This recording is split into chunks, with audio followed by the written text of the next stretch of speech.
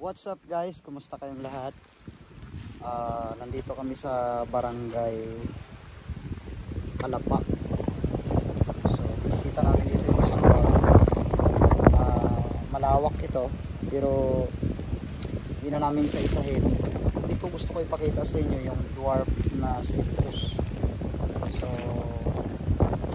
hindi ko alam kung anong tawag sa inyo nito, pero maganda to. Hindi na kailangan show.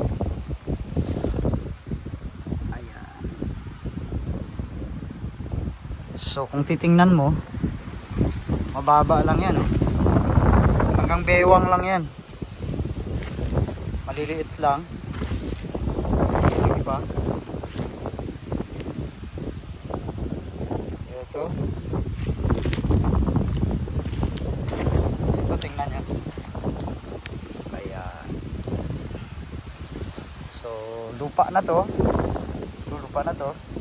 Isang tangka lang. May bunga na, oh.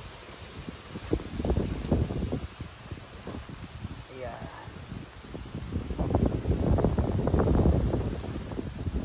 Sobrang baba ng prutas na to. Ayan, oh.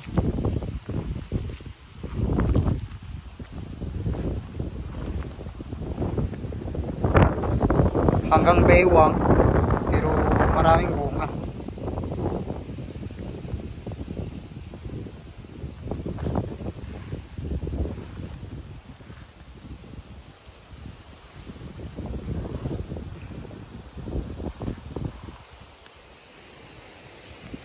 So kung ganito yung tanim mo, hindi ka na mahihirapan mag-harvest. Hindi ka nakaakyat. Mababa lang to.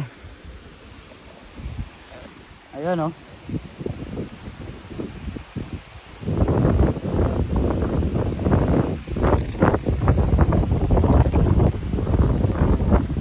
Sobrang baba lang yan. At meron pa silang mga prutas dito. Maraming tanim dito. Kagaya nito. Ayan. May mga pinya.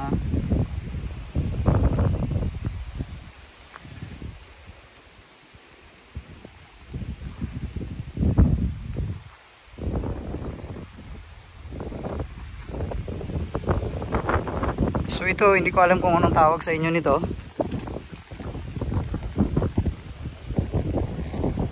Para siyang bayabas. Ayan.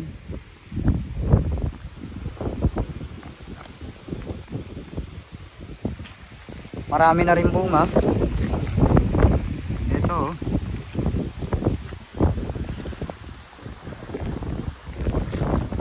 Ayan, oh.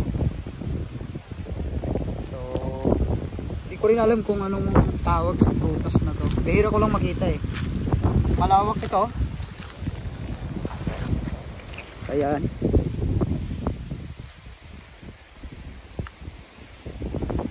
So siguro mga 10 hektarya tong farm na to. Halo-halo na yung mga tanim. May mga suha, pinya, may mga niyog din. Yan, oh.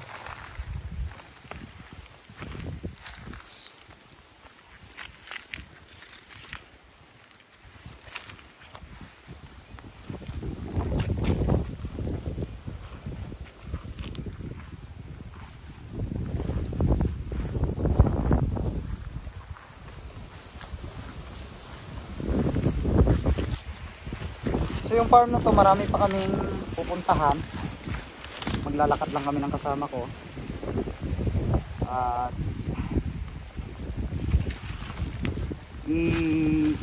i-share namin yung mga makita naming magandang uri ng prutas dito na nagiging magandang produkto rin sa market. Lalo na yung mga bihira lang natin makitang mga prutas na tumutubo pala dito. So, yung iba, wala pang bunga. Ngayon,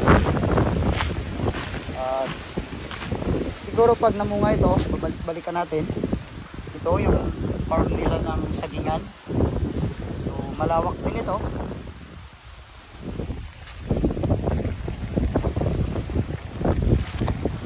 Pero wala pong masyadong bunga.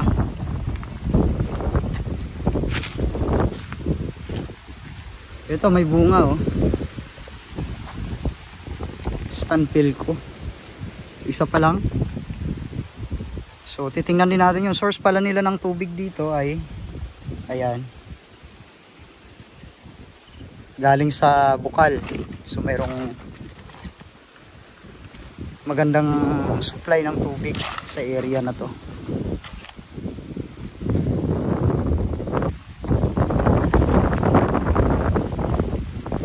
Halo-halo yung tanim dito, meron din mga pichay.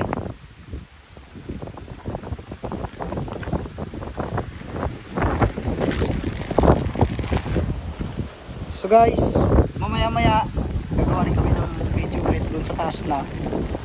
Marami pa kaming isi-share. At sa ngayon, ito lang muna. Merry Christmas po sa lahat.